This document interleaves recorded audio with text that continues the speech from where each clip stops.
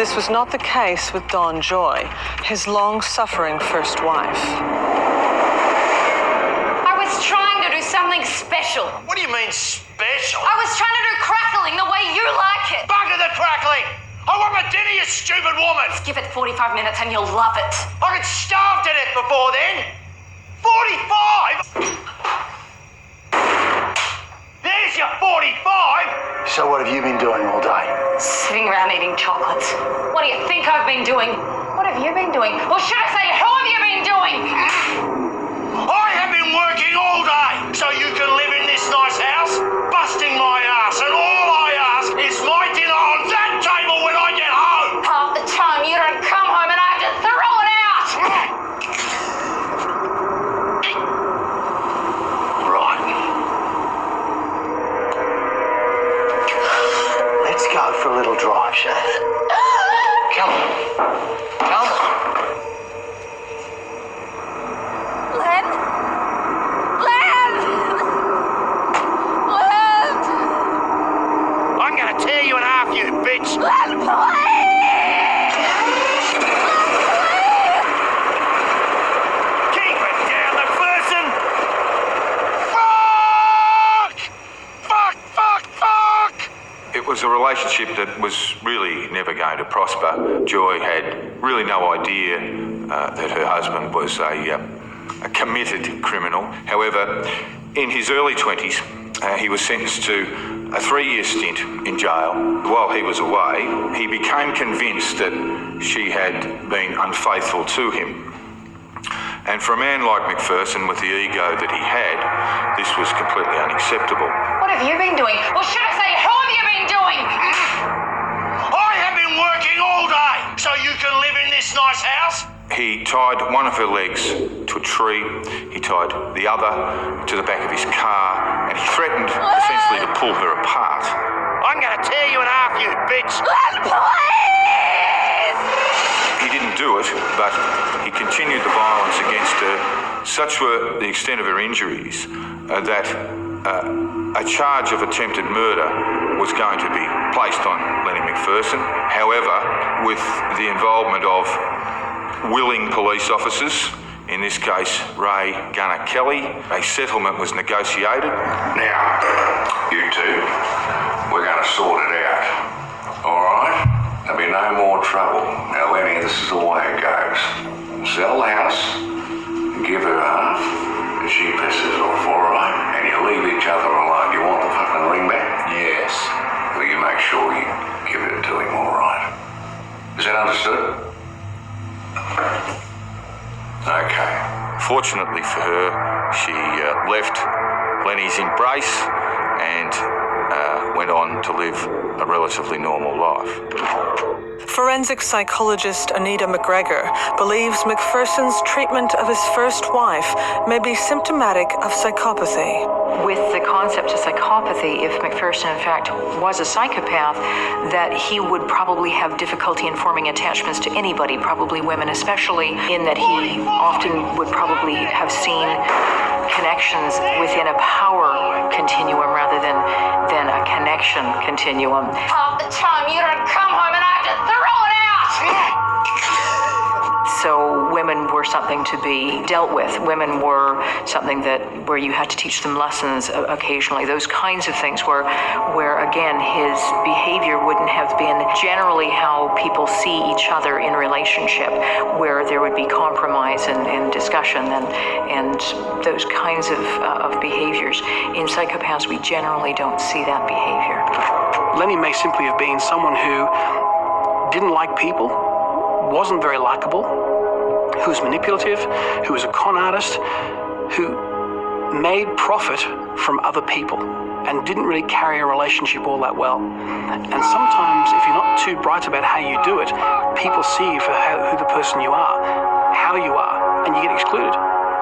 So Lenny may well have become more violent because he didn't get the respect, the deference, the status that he felt he was entitled to, but others of his kind did by virtue of who they were and what they did.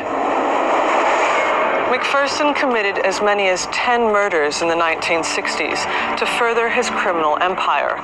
Yet many believe that the vicious assault on his first wife, Dawn Joy, was his most depraved. But once again, his police contacts ensured he didn't face the consequences of his actions. When we return, McPherson marries again and uses his wedding day as the perfect alibi to commit murder. I've got to go out for a bit. Take care of some business. You can hold things down here for me, can't you? Len?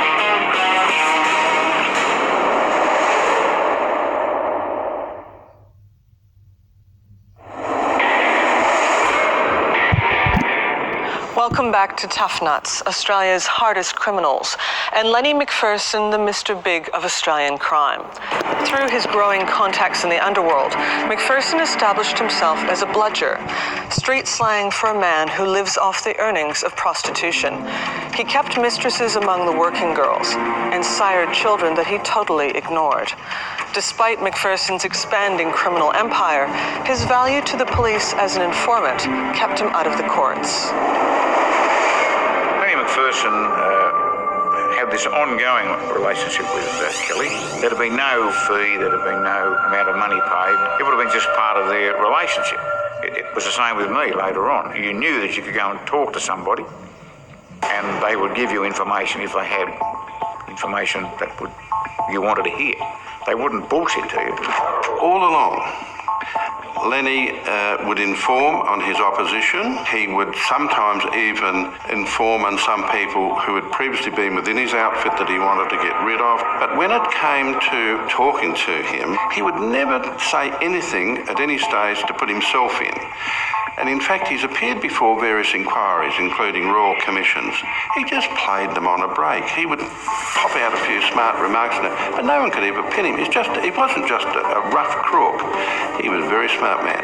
Lenny was locked up and charged every 3 months of his life until 1953, when he started informing on his mates. And then after that, well, he didn't get pinched for 40 years. On the 19th of December 1965, Ronald Ryan and Peter Walker escaped from Pentridge Prison in Melbourne. During the escape, a guard was shot dead. As the Victorian police closed in, they fled to Sydney. Ronald Ryan sought out McPherson, believing the big man could assist him in getting out of the country. McPherson agreed to help Ryan and organized a meeting at Concord Hospital. Ryan waited for him, but McPherson didn't show. Instead, more than 100 police officers swooped in on the scene and arrested Ryan and Walker. If criminals came to Sydney, they wanted some sort of protection themselves, they'd go and see Lenny. Well, when two criminals from Melbourne came up here, they went to see Lenny, and of course one of them was Ronald Ryan. Ryan and Walker escaped from Pentridge, and of course the heat was on them, on Sydney to bring about their arrest. Information was that they were here, and Lenny McPherson played a big part, of course, in bringing about their successful arrests. So Lenny told Kelly. Kelly went out and arrested them. And of course they were extradited back to Melbourne. Kelly was made a hero, and Ronald Ryan became the last man hanged in Australia. And Lenny wasn't publicly given the credit, but that's the sort of thing he did do. Ronald Ryan was convicted of murdering prison warder George Hodson after an escape bid from Melbourne's Pentridge Prison in December 1965. Ryan was hanged on February the 3rd, 1967, after having his execution postponed twice. McPherson was useful to someone, and that usefulness kept him alive, because if someone else had shot Ryan, there's a good chance he would simply have disappeared and woken up in concrete shoes somewhere or in pieces at the airport and the beach. So I suspect he was useful. I suspect his currency was sufficient enough that someone wanted him to be kept alive. As a valued source of information to police, Lenny McPherson was given the green light. He could commit his crimes with virtual impunity. His power grew, and he gathered around him a group of violent men who were happy to assist him in his crimes. His mentor, Anderson, had taught him that those who didn't comply or threatened business had to be eliminated. McPherson's wedding to his second wife, Marlene, provided him with the ideal opportunity to take out the competition.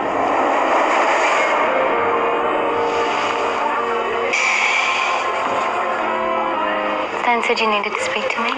That's right, my lovely. I've got to go out for a bit. Take care of some business. You can hold things down here for me, can't you? Dan? All right. I'm sorry. But business is business, you know that. How long will you be? Only an hour. Back before the speeches, I promise. Ben?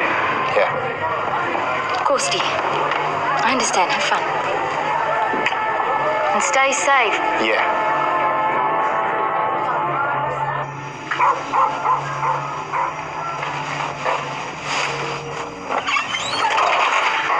There you go, Len.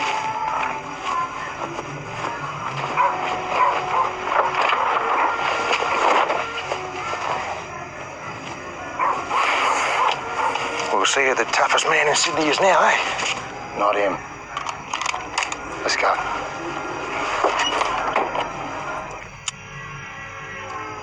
Stupid prick thinking he could hide out with a hooker. Wonder why she gave him up. I don't know.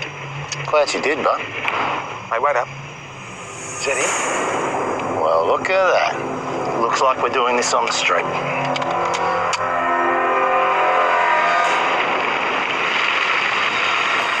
Hello, pretty boy. You forget to RSVP my wedding. You're not so pretty now, are you?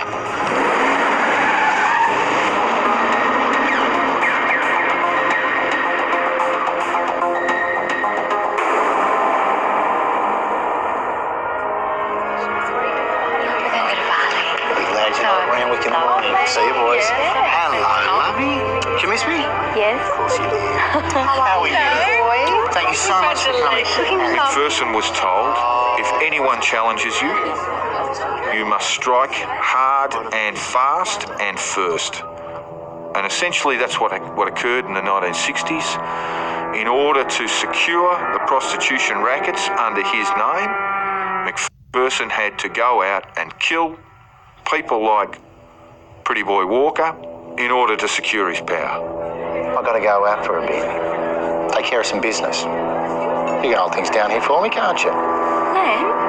Well, Lenny McPherson got married for the second time in his 40s. It was only Lenny McPherson would use that opportunity to go and commit a murder. So he and his best man ducked out, grabbed their guns, drove down to the Randwick Motel where Robert Pretty Boy Walker was staying.